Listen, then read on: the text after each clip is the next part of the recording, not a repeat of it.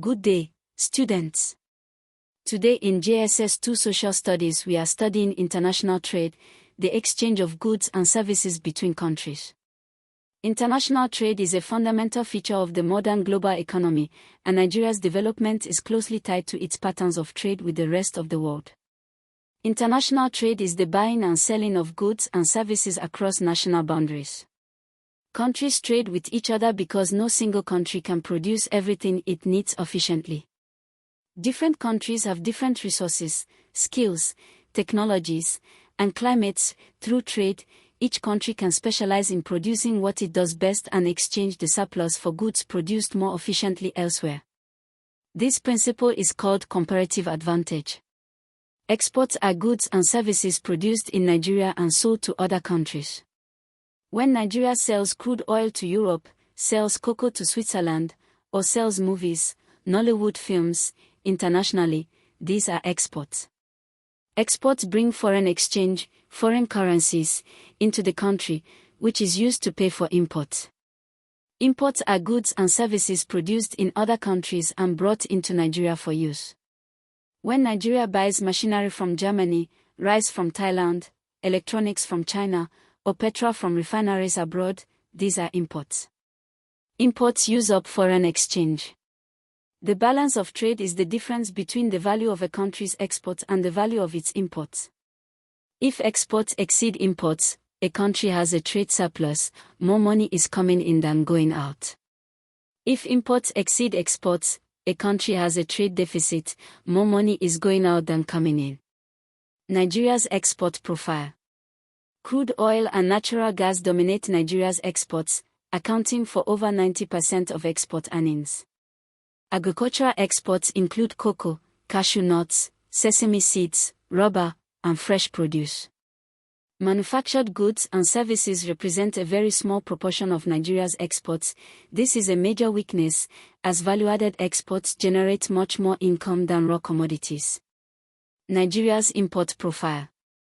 Nigeria imports a wide range of goods including refined petroleum products, petrol, diesel. Paradoxically, Nigeria exports crude oil but imports refined fuel because domestic refineries are largely non-functional, machinery and equipment for industry and construction, vehicles and spare parts, pharmaceuticals and medical equipment, electronics and telecommunications equipment, and food including rice, wheat, fish, and packaged foods.